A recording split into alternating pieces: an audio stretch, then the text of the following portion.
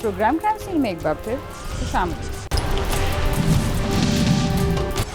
दौरे जहालियत में बेटियों को जिंदा दरगोर किया जाता था, लेकिन पढ़े लिखे और तालीम याफ्ता मुआशरे का दावा करने वाले वहशी इंसान आज भी इन गैर तालीम याफ्ता इंसानों से किसी तरह कम नहीं, जो खवातीन को भेड़ बकरियों से ज़्यादा अहमियत नहीं देते थे। मुल्क में रोज़ाना कोई ना कोई ऐसा वाक़या हमारे सामने आता है जो इस बात का सबूत होता है कि पढ़े लिखे और शहरों में रहने वाले दौलतमंद मर्द हों या देही इलाकों में रहने वाले जाहिल और अनपढ़ नौजवान, औरत को ना तो इज्जत देते हैं जिसकी वो हकदार होती है और ना ही आम जिंदगी में उसे परेशान और तंग करने से बाज आते हैं। कराची में एक खातून को पुरस्कार तौर पर कत्ल कर दिया गया। मकतूला के शौहर और उसके चचा ने इस कत्ल का इल्ज़ाम अपने रिश्तेदारों पर आयद किया, लेकिन जब पुलिस ने तफ्तीश की तो ऐसे नताइज सामने आए जिनका तस्वुर भी नहीं किया जा सकता था। देखते हैं इस कत्ल के पीछे क्या बात पोशीदा थी। खवातीन किसी भी दौर में महफूज नहीं रहीं। दौरे जाहिलियत में लड़कियों को पैदा होने के बाद जिंदा दरगोर कर दिया जाता था और आज भी बहन बेटियों को हमारे मुआशरे में अपनी दुश्मनी पूरी करने के लिए मार दिया जाता है। सिर्फ यही नहीं बल्कि कत्ल के बाद उन पर कारोकारी जैसे बदनामी का दाग भी लगाया जाता है। आदादो शुमार बताते हैं कि इस मुल्क में सबसे ज्यादा तशद्दुद का निशाना बनने वाली सिन्फ़े नाजुकी है। हमारे मुल्क में हर रोज कई खवातीन और बच्चियां पुरतशद्दुद वाक़यात में मार दी जाती हैं। अगर पुलिस इन वाक़यात की तफ्तीश सही तरीके से करे तो यकीनन इस तरह के वाक़यात पर काबू पाया जा सकता है जो हमारे मुआशरे की बदनामी का बाइस बनते हैं। कराची में भी एक खातून को घर में दाखिल होकर कत्ल कर दिया गया। कत्ल की इस वारदात को मकतूला के शौहर और उसके ससुर ने जाती दुश्मनी का शाखसाना करार दिया, लेकिन पुलिस की तफ्तीश में 2 रोज बाद ही केस का मुद्दई मुलजिम बन गया। किसी ने दुश्मन को बताया तो भाई दीदा नसीम उधर रहते हैं, आओ तुम्हारे को रास्ता बताते हैं। इस वजह से आए इधर करने, मेरे को आए थे। उस आदमी जिसका कत्ल हुआ है उसका तो कोई कसूर भी नहीं है। उसका भाई भी है हमारे साथ, वो भी आ चुका है। उसी के साथ को मेरी दुश्मनी नहीं है भाई, वो मेरा बच्चा था। घर में मकतूला के शौहर के अलावा उसका चचा भी मौजूद था, लेकिन जब मुलजिमान वहां आए तो उन्होंने घर के मर्दों और अपने दुश्मनों के बजाय मकतूला को गोलियों का निशाना बना डाला। मकतूला के मियां ने अपने बयान में इब्तिदाई तौर पर यही बताया था और उसका ये भी कहना था कि जब उसकी बीवी पर फायरिंग की गई तो वो वॉशरूम में था, लेकिन साथ ये भी बताया कि मुलजिमान के साथ उनकी तवील मुद्दत से दुश्मनी चली आ रही। शहर में वाक़या औरंगी टाउन के इलाके में 25 बरस की अतिया को शाम के वक्त मुबैना तौर पर घर में घुसकर कत्ल किया गया था। मकतूला को जिस्म के मुख्तलिफ हिस्सों में 4 गोलियां लगी थी और जाए वकुआ से पुलिस को 5 गोलियों के खोल भी मिले थे। इब्तिदाई तौर पर पुलिस को दिए गए बयान में लड़की के चचा और शौहर ने बताया कि 4 अफराद लड़की को कत्ल करने के लिए आए थे, जबकि एक शख्स दरवाजे के बाहर खड़ा रहा। मुलजिमान दरवाजा तोड़कर घर के अंदर दाखिल हुए और उन्होंने खातून को गोलियां मार दी। मकतूला के शौहर का कहना था कि जिस वक्त उसकी बीवी को कत्ल किया गया वो वॉशरूम में था। 4 लोग उनके घर में दाखिल हुए, 2 अफराद कमरे में आए और 2 सहन में खड़े रहे।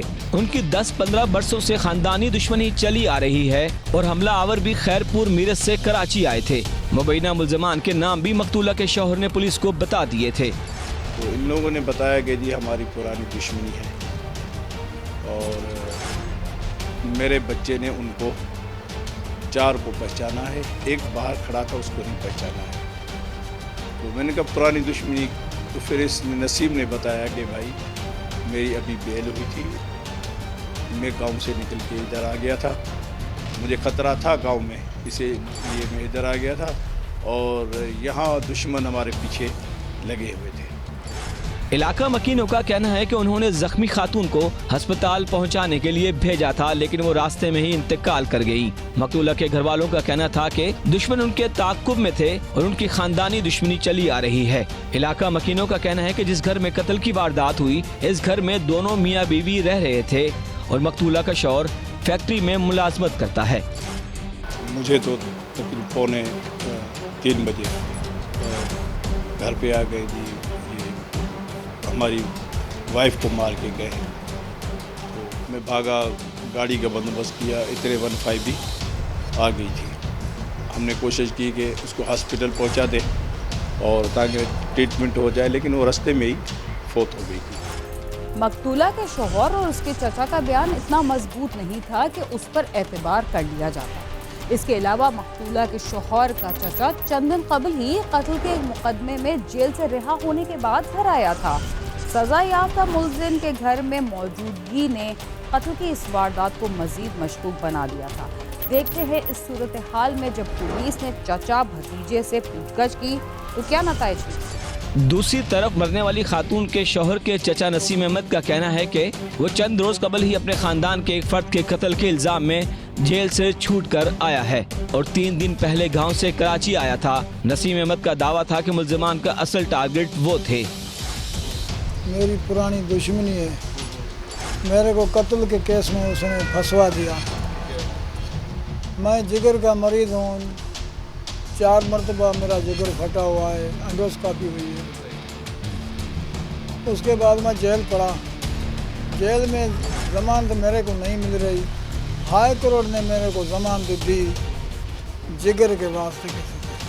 मकतूला अतिया का ताल्लुक खैरपुर के इलाके घंबट से था, जिसकी 3 साल पहले दिलदार से शादी हुई थी। हमलावरों ने खातून को ही निशाना क्यों बनाया? शौहर को तलाश करने की कोशिश क्यों नहीं की? पुलिस कत्ल के वक्त शौहर की मौजूदगी के साथ उसके इस बयान को भी शक की नजर से देख रही थी।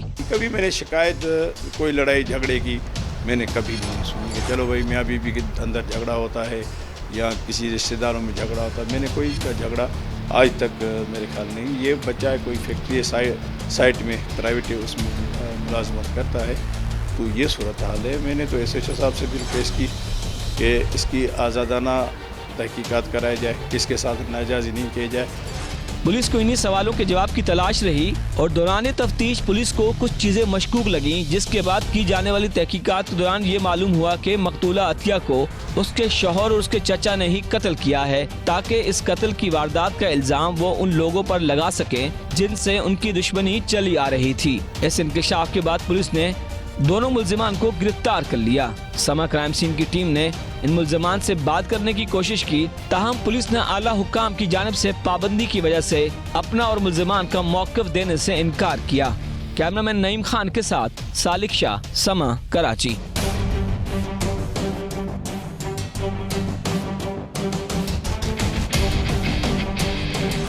मुल्क के दूर दराज इलाकों में अब भी ख़वातीन को कत्ल करने के बाद कभी गैरत का नाम दे दिया जाता है और कभी कोई और बहाना बनाकर उन्हें कत्ल करने के बाद माल और दौलत हासिल करने की कोशिश की जाती है। ये सिलसिला सदियों से जारी है, मगर मज़ीद जारी रहने की गुंजाइश शायद ख़त्म हो चुकी है। इसके बावजूद कुछ जराइम पेशा अफराद इस कोशिश में मसरूफ़ रहते हैं कि हालात को जूं का तू ही रखा जाए, लेकिन ये उनकी गलत फहमी है, इसलिए कि वक्त को कोई भी नहीं रोक सकता। इसके साथ ही क्राइम सीन अपने अख्ताम को पहुंचता है। अगर आप हमसे रब्ता करना चाहते हैं तो हमारा पता है cs@sama.tv। इसके अलावा आप ट्विटर, फेसबुक और यूट्यूब पर भी हमसे रब्ता कर सकते हैं और हमारा प्रोग्राम भी देख सकते हैं। दीना खान और क्राइम सीन की टीम को इजाज़त दीजिए और देखते रहिए समा।